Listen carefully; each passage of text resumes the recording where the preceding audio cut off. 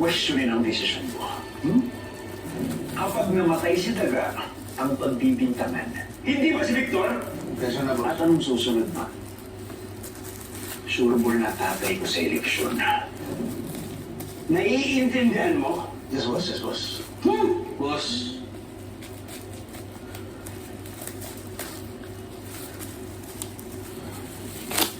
Ang laki ng utang na loob sa'yo ng tatay mo, boss. Dahil mananalo siya ngayong eleksyon. Dapat pasalamatan ka niya. Huwag kang mag-alala. Lahat ng may utang sa akin, nagbabayad. Yes, boss. Oo, gagawin!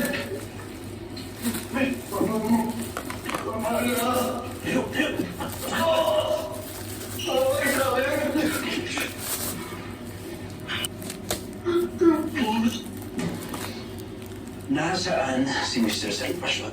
Hindi ko alam, boss. Kailangan niya na magbayad ng utang niya. Hindi mo alam kung nasaan. Hindi ko po talaga alam.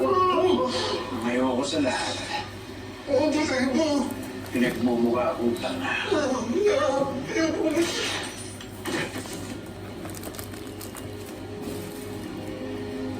Kayo, bakit hindi niyo mahanap si Mr. Salvacion? Boss, dinaka po kanya namin si Mr. Salvacion eh. Nira pa kayo?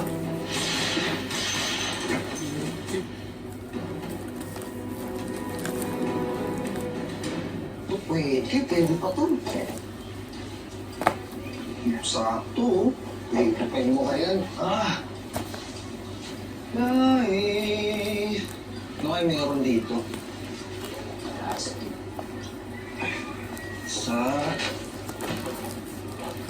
Uy, go! Jackpot! Dami! Yan lang, ha? Jackpot! Ay, kuya? Ay, boss? Boss? Ay! Patay! May matay dito! May matay dito! Patay!